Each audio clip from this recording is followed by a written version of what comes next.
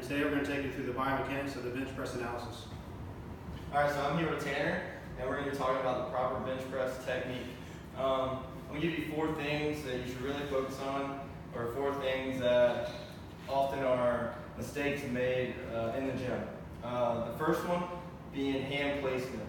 A lot of people go sometimes too narrow or really too wide. What I find best is my ring fingers on the line on the bar. I find that the most comfortable, but honestly it's whatever's most comfortable for you. The second thing is we want to keep the scaps in a good position and keep them retracted. If we can keep the scaps retracted, then it's just going to be a pressing motion, and there's not going to be a lot of protraction in the scap. So I'm going to help him lift off the bar. You should always have a spotter. So he lifts, and as he comes down, he wants the third thing will be to keep the elbows tight. And one thing that will help him keep the elbows tight is he thinks to himself that he's going to break the bar. And what that's going to do is going to allow him to really hold in on the elbows and not flare them out. And the last thing is feet placement.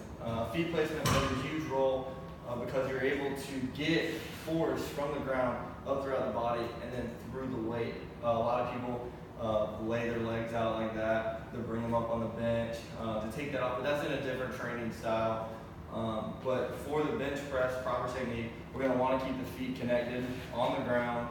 That way, like I said, we're able to get the force from the ground throughout the body and press the weight up.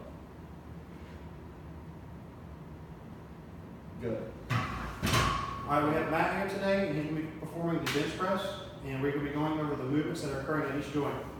The prime mover for the bench press is the pectoralis major. So the first thing he's going to want to do is he's going to want to retract and slightly depress his scapula. The scapula is retracted by the lower trapezius and the rhomboids. The next joint that we're going to be going over is the glenohumeral joint.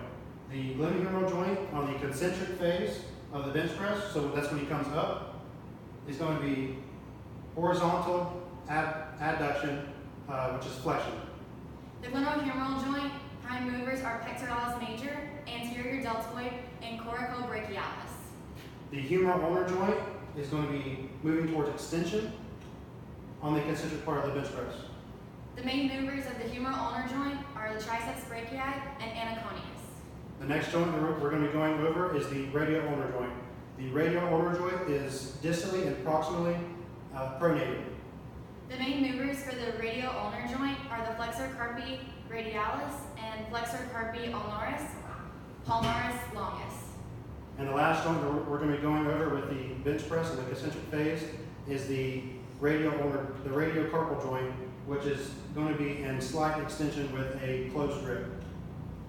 The main movers for the radiocarpal joint are extensor carpi radialis brevis, extensor carpi radialis longus, extensor digitorum, and extensor carpi ulnaris.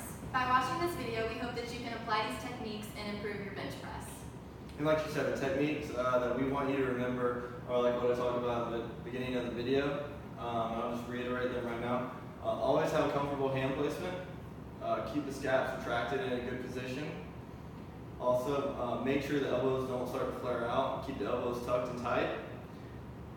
And then the last one, keep the feet in a really good position and press through the floor and allow that kinetic energy to come up through the body, through the weight.